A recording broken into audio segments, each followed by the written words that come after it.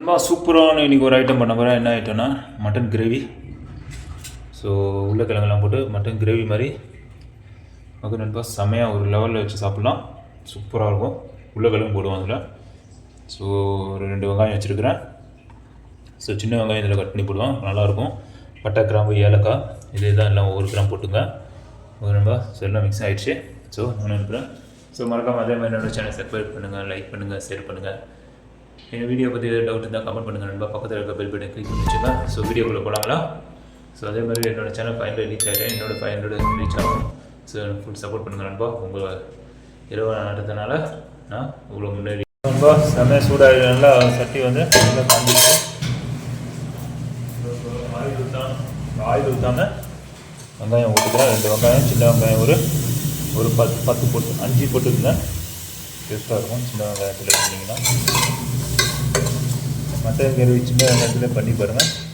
இந்த மாதிரி மிக்ஸ் பண்ணி போட்டு சாப்பிட்டு பாருங்கள். செம்ம டேஸ்ட்டாக இருக்கும், வேறு லெவலாக இருக்கும். கொஞ்சம் தண்ணி வதங்கினதுக்கப்புறம் ஆயிலை யூஸ் பண்ணிக்கிறோம் தான். இதோட கல்லுப்பு போட்டுக்கிறேன் பாருங்கள். தண்ணி கொஞ்சம் வச்சிருச்சு.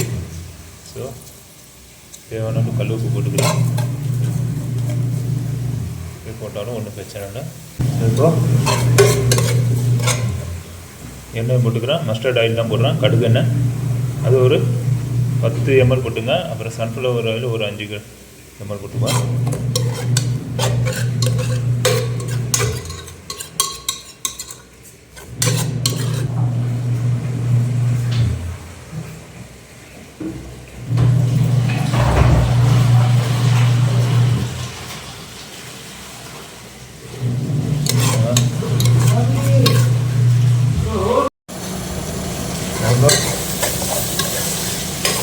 இப்போ இதில் அதே பச்சை மிளகா போட்டுடலாம். பச்சை மிளகா ஒரு 3 போட்டுங்க. நல்ல காரம் பச்சை மிளகா போட்டுங்க. நல்லா சாப்பிடுது.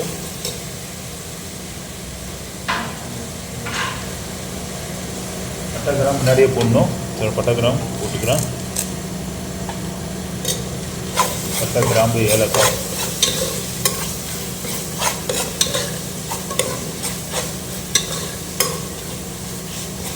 இது வந்து நான் இந்த கட்டையில் தான் இடிக்க போகிறேன். இடித்து சாப்பிட சூப்பராக இருக்கும் மசாலா. ஸோ இது ஜீரகம் போட்டிருக்கேன், ஒரு 5 கிராம் போட்டுங்க. அதே மாதிரி இதில் கொத்தமல்லியும் போடுவேன், முழு கொத்தமல்லி, அதுவும் இடித்து போடுவேன். ஜிஞ்சர் garlic பேஸ்ட் போட்டுக்கிறேன், ஒரு 5 கிராம் போட்டுங்க.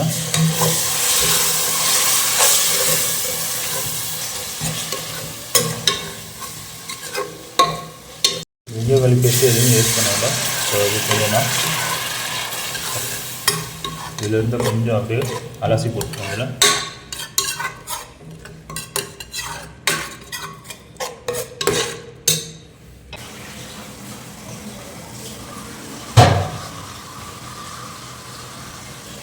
நம்ம இப்போ மட்டன் போட்டுருவோம். அதோட மட்டன் பெரிய பீஸு ஏற்கனவே பாயில் பண்ணது பாருங்கள், ஒரு பீஸாக இருக்குது.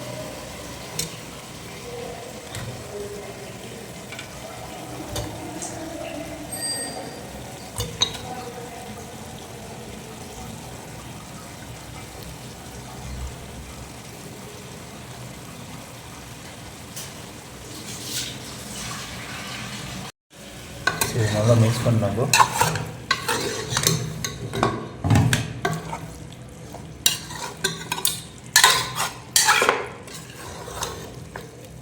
சூப்பராக வச்சு சூப்பராக சாப்பிட்லாம். மட்டன் கிரேவி செம்மையாக இருக்கும், வேறு லெவலாக இருக்கும் சாப்பிட்றதுக்கும்.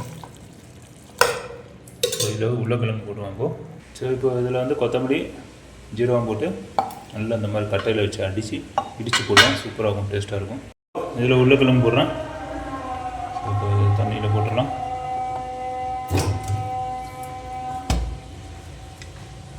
தண்ணியில் போட்டு அலாசிக்கலாம். அலாசிட்டு அதில் அப்படியே போட்டுறோன்னு தான்.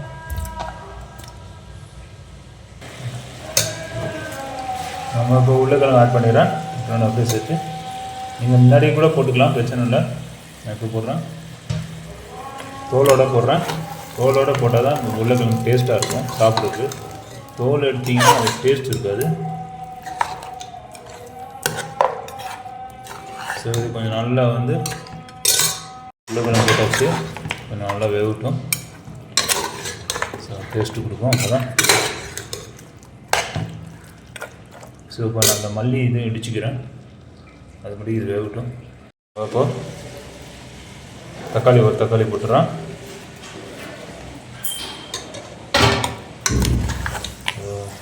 கிண்டி விட்டோம்னா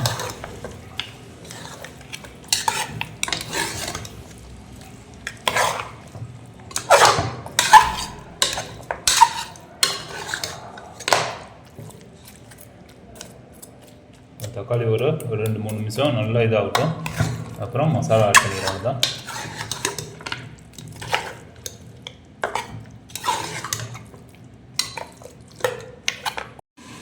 இப்போ இதுக்கு போட்டுடலாம்.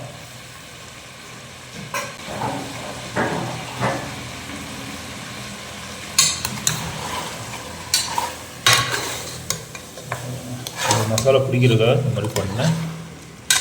ஸோ இப்போ மசாலா போட்டுடலாம். எண்ணெய் கொஞ்சம் நல்லா இதாகட்டும். இந்த மாதிரி இடிச்சு வச்சுக்கோங்க. இதுங்களா இந்த மாதிரி கொத்தமல்லியும் முழு கொத்தமல்லியும் ஜீரகம் போட்டு இந்த மாதிரி குத்திருங்க இடித்து வச்சுருக்குறேன். ரொம்ப பவுடர் வேண்டாம், இது மாதிரி பண்ணி வச்சிங்கன்னா டேஸ்ட்டாக இருக்கும் சாப்பிட்றது. கறக்கும் இருக்கும். ஸோ இது ஒரு 10 கிராம் இருக்கும். இப்போ மசாலா போட்டுருவேன். சில்லி கூட ஒரு 5 கிராம் போட்டுக்கிறேன். இந்த காரமாக தான் நல்லாயிருக்கும். ஸோ மஞ்சத்தூள் ஒரு 2 கிராம் போட்டுங்க.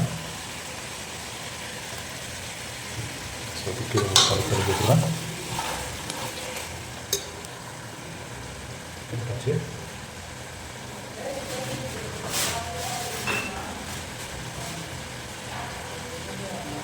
கரம் மசாலா ஒரு 3 கிராம் போட்டுங்க. கரம் மசாலா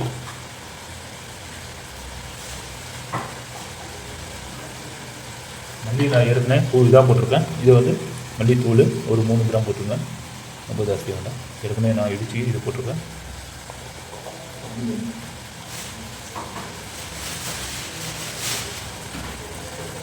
மல்லி கொஞ்சம் இடிச்சு போட்டுருக்கேன். கொஞ்சம் நான் தண்ணி ஊற்றிக்கிறேன். அதில்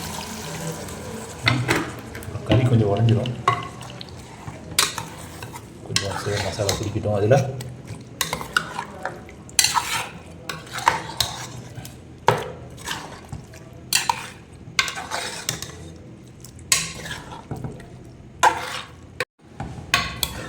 ஸோ இப்போ மசாலா கொஞ்சம் ஒரு 10 நிமிஷம் மசாலா கொஞ்சம் பிடிக்கட்டும். அதுக்கப்புறம் நீங்கள் தண்ணி லைட்டாக ஊற்றி விட்டு கிரேவி மாதிரி வேணும்னா கிரேவி, குழம்பு மாதிரி இருந்தாலும் குழம்பு. அவ்வளோதான்.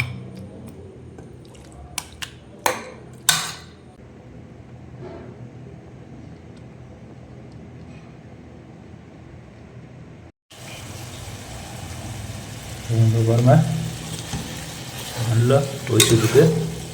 ஸோ இதில் இப்போ அப்படி தண்ணி ஊற்றிடலாம். ஸோ உருளைக்கிழங்கு நான் லாஸ்ட்டில் போட்டேன், முன்னாடியே போட்டிருக்கணும். கொஞ்சம் மிஸ்டேக் ஆகிடுச்சு. ஸோ அது நீங்கள் கரெக்ட் பண்ணிடுங்க.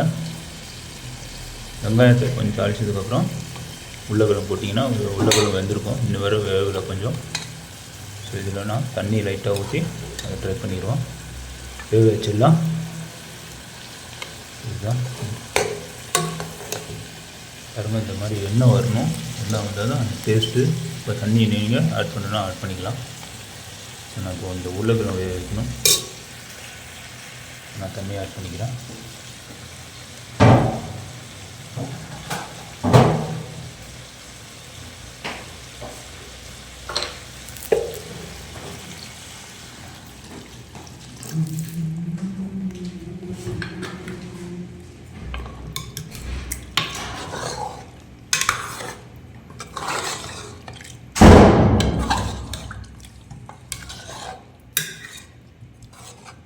தண்ணி ஊற்றியாச்சு.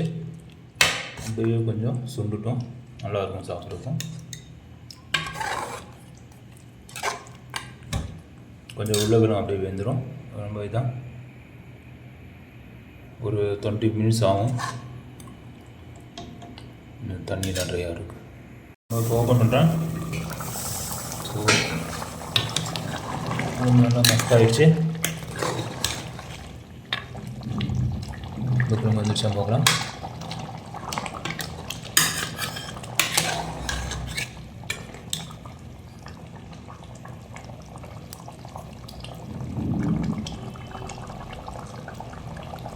வந்துருக்கு. சூப்பராகிடுச்சு. எப்பயுமே தண்ணி உங்களுக்கு வந்து வற்றணுன்னா மூடி போடாதீங்க. மூடி எடுத்துகிட்டு கொஞ்சம் ஸ்பீடாக வச்சுக்கிட்டிங்கன்னா தண்ணியெலாம் கொஞ்சம் வற்றிடும். கொஞ்சம் கிரேவி டைப்பில் சூப்பராக வந்துடும் உங்களுக்கு.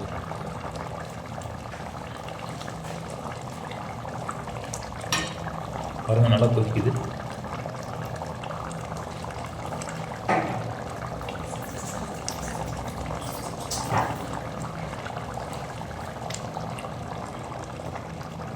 ஸோ இது ஒரு 5 நிமிஷம் 10 நிமிஷம் நல்லா அது கொதிச்சிடும். தண்ணி ரொம்ப ட்ரை ஆனதும் அப்புறம் நான் சாப்பிட்டு பார்த்து உங்கள் டேஸ்ட் வர இருக்கும். முடிஞ்சிச்சு, ஃபினிஷ். ஸோ ஆஃப் பண்ணிடலாம். இப்போ கொஞ்சம் நேரம் வச்சு சாப்பிட்டிங்கன்னா கொஞ்சம் டேஸ்ட்டாக இருக்கும். உடனே சாப்பிட்டிங்கன்னா டேஸ்ட் வராது. மூடி போட்டுடலாம். ஒரு 10 நிமிஷம் கழிச்சு சாப்பிட்டிங்கன்னா இந்த எண்ணெய்லாம் குழம்பு சூப்பராக ரெடி ஆகிடுச்சு. பாருங்கள், ஒரு 10 நிமிஷம் கழிச்சு ஓப்பன் பண்ணிங்கன்னா இந்த எண்ணெய்லாம் வந்து மேலே அது செம்மையாக இருக்குது பார்க்குறதுக்கு. இதுதான் ஹைலைட்ஸு. சாப்பிட்றதுக்கும் செம்ம டேஸ்ட்டாக இருக்கும்.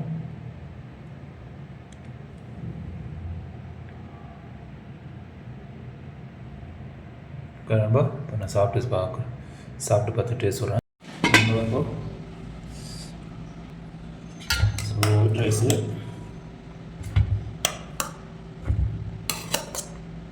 சாப்பிட்றது அருமையாக இருக்கும்.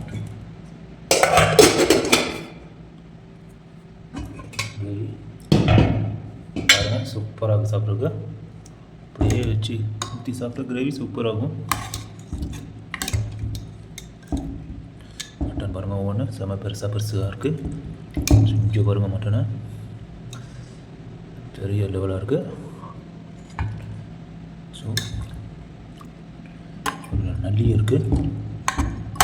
ஒரு நல்லி இருந்தது, அந்த நல்லியும் சாப்பிட்றலாம்.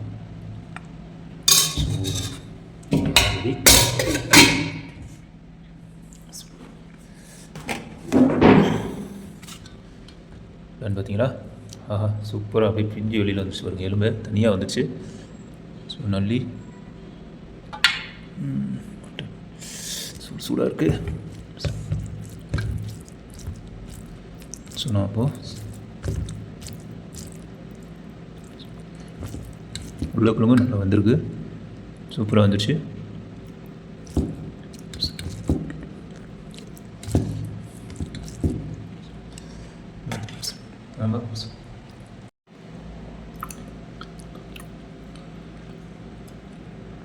ஸோ வேறு லெவலில் இருக்கும்பா. சூப்பராக இருக்குது. மட்டன் அப்படியே இறங்கி அப்படியே ஜூஸியாக இருக்குது பாருங்கள். நல்லா கொஞ்சம் சூடாக இருக்குன்னா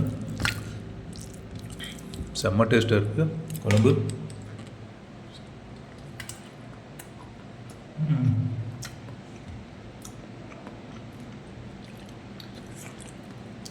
இந்த மட்டன் தான் சாப்பிடுவாங்க.